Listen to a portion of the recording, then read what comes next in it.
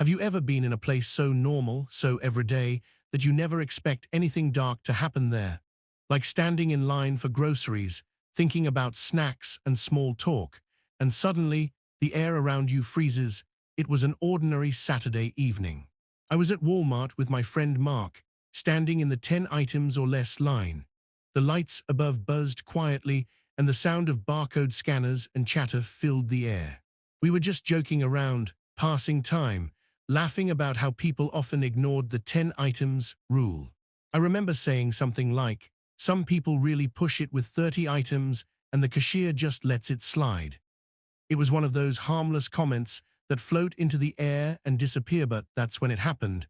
The guy in front of us turned his head slowly, maybe in his 40s, with a cap pulled low and a rough look in his eyes. He stared at me dead in the face and said with a smirk, "Yeah, like black people." At first, I half laughed, thinking I must have misheard him. You know those awkward moments where your brain refuses to process something ugly. But then it hit me, the words were real. The silence after was louder than anything else in the store. I blinked, my voice catching as I said, "Wait, what?" He looked away and mumbled, "Yeah, like some people do." Like he could just erase what he'd said by changing a word or two. But the damage was done. His tone, that sharp, cutting tone, stayed in my head. Mark looked at me, waiting to see what I'd do. My chest tightened.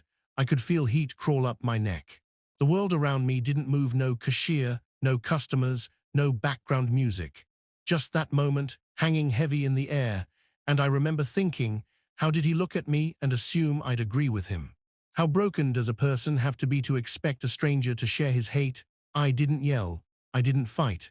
I just stood there, realizing that sometimes racism isn't shouted, it's whispered, casually, like it's part of small talk. When I got home that night, I kept replaying his face in my mind. That look, that assumption, it told a story about the world we live in. A world that still needs voices to call it out. So if you've ever felt that silence after hearing something wrong, or if you believe people should speak up for what's right, hit that subscribe button. Because stained humanity isn't just stories, it's truth we can't keep ignoring. Have you ever wished you'd said something when you had the chance, but the moment passed, and all you were left with was silence? That night at Walmart never left my mind. I kept thinking about that man's words, and more than that, about my own silence. I told myself maybe it wasn't the right place to speak up. But deep down, I knew that silence is how hate survives. The next day, I was back at work, but my thoughts were still stuck in that checkout line. Every beep of the scanner in my mind replayed the sound of that man's voice, the way he looked so comfortable saying something so cruel.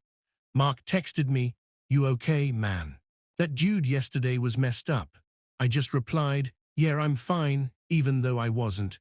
Later that week, I went to Walmart again, the same store, the same aisle. This time, I noticed things I hadn't before. A black family was standing a few lanes over, laughing with their little girl as she tried to help her mom scan the groceries. They were just living, just being human. But all I could think about was how someone like that man could look at them and only see color. As I stood there, I realized something: racism doesn't always come with shouting or violence.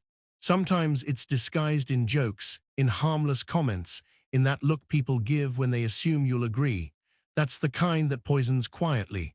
Mark turned to me and said, "Man, if that guy said something like that again, what would you do?" I paused.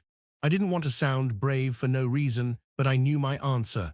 "I'd speak up this time," I said, "because silence makes people think hate is normal. And that's the truth, isn't it? When we stay quiet, we give them permission. When we laugh it off, they think it's okay. Every time we don't say something, we let another piece of humanity slip away."